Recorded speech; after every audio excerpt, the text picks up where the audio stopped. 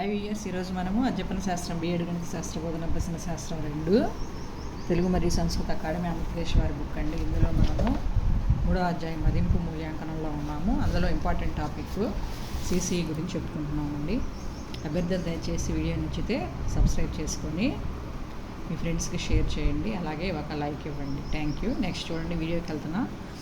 Concept of CCE and measurement of different behavioural changes like interest, attitude and aptitude in learning mathematics.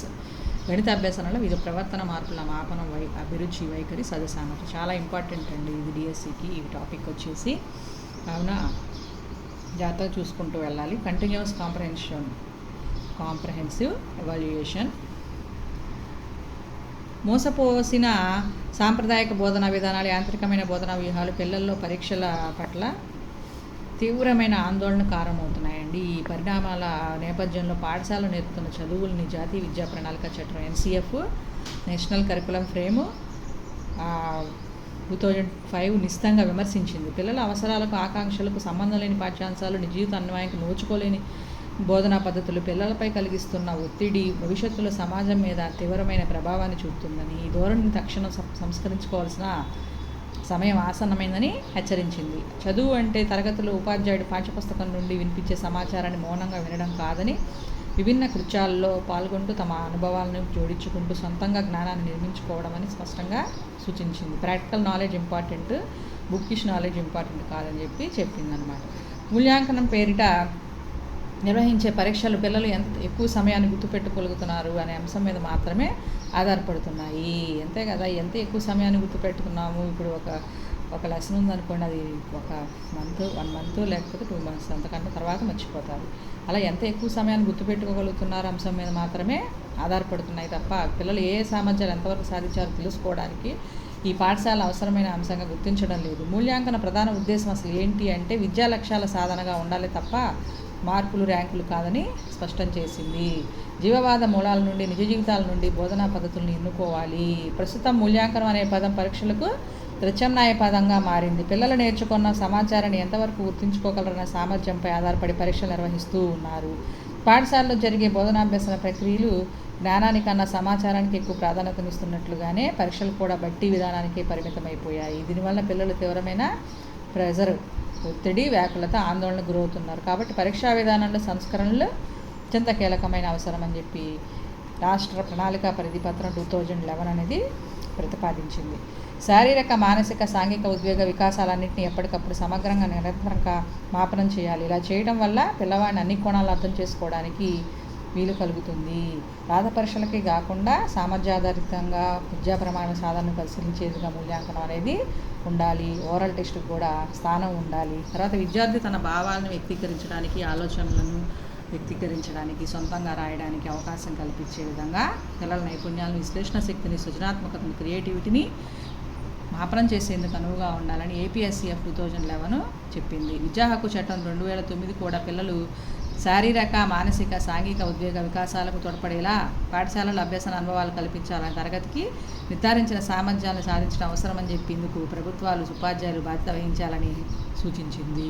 పిల్లలను మార్కులు, ర్యాంకులు ఒత్తిడికి కూర్చేయకుండా భారం లేని విద్యను అందించాలని, పిల్లల ప్రగతిని నిరంతర సమగ్ర మూల్యాంకనం చేయడం ద్వారా వారి సంపూర్ణ వికాసానికి కృషి చేయాలని చెప్పి నిర్దేశించింది. భారత రాజ్యాంగం ప్రాథమిక హక్కుగా నిర్ణయించడం వల్ల 6 నుండి 14 సంవత్సరాల వయసు ఉన్న పిల్లలంతా తప్పనిసరిగా బడిలో చేరి నాణ్యమైన విద్యను పొందాలి. పిల్లలంతా పాఠశాలలో చేరడం సరిపోదు, వారు బడిలో ప్రాథమిక విద్య పూర్తయ్యేదాకా కొనసాగాలి. నాణ్యమైన విద్యను పొందాలి. నేర్చుకుంటున్న విద్య నాణ్యమైనదా కాదా అని మూల్యాంకనం చేయవలసిన అవసరం ఉంది. విద్యా హక్కు కింద అధ్యాయం 5 సెక్షన్ 29 సబ్సెక్షన్ 2 పిల్లల ప్రగతిని నిరంతరం సమగ్రంగా మూల్యాంకనం చేయాలని నిర్దేశించింది. సమగ్రంగా అంటే పిల్లల శారీరక, మానసిక, సాంఘిక, సాంస్కృతిక, ఉద్వేగ అంశాలన్నింటినీ మదింపు చేయాలని చెప్పి RTE 2009 పేర్కొందండి. విద్యా హక్కు చట్టము సూచించిన విధంగా మదింపు చేయడం అంటే పిల్లల సామర్థ్య సాధనతో పాటు బోధనాభ్యసన ప్రక్రియని, ఉపాధ్యాయుడు పనితీరును కూడా పరిగణలోకి తీసుకోవాలి. అంటే ఉపాధ్యాయుని పనితీరుతో ముడిపడిన అంశంగా బోధనాభ్యసన ప్రక్రియని నిష్కేంద్రితంగా ఉందా లేదా అనేది నిర్ధారించాలి. అంటే దీనిలో జ్ఞానాన్ని కాకుండా దాన్ని అన్వయించుకునే విధానాన్ని మూల్యాంకనం చేయాలి. అన్వయం అనేది నేర్చుకున్న జ్ఞానం నిత్య జీవితంలో ఉపయోగించుకోవడం అనేది అన్నమాట. ఇలాంటి మదింపు నిర్వహించాలంటే ప్రస్తుతం ఉన్న ప్రశ్నల స్వభావం మారాల్సి ఉంటుంది. దాంతోపాటు మూల్యాంకనం నిరంతరంగా సమగ్రంగా నిర్వహించాలి. కాబట్టి ప్రత్యేకంగా బోర్డు పరీక్షలు అవసరం లేదని కూడా సూచించింది. చదువు పరీక్షలు రాసి మార్కులు తెచ్చుకోవడానికి మాత్రమే అని కాకుండా జీవితంలో ఉపయోగించుకోవడానికి అనే దృక్పథంతో బోధన ఉండాలి. మూల్యాంకనాన్ని సమగ్రంగా సమర్థవంతంగా నిర్వహించాలి అంటే నిర్ధారిత సమయంలో పాఠ్యాంశాలను పూర్తి చేయడం కూడా ఉపాధ్యాయుల బాధ్యతగా విద్యా హక్కు చట్టం ప్రతిపాదించింది.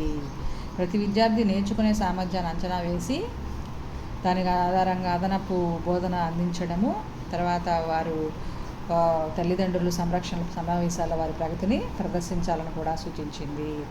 విద్యా హక్కు చట్టం 2009 బడి ఈడుగల పిల్లలందరూ విద్య ద్వారా శారీరక మానసిక అభివృద్ధిని సాధించాలని పేర్కొంది. అంటే పిల్లలు మానసిక వికాసానికి దోహదపడే అంశాలని, శారీరక వికాసానికి కూడా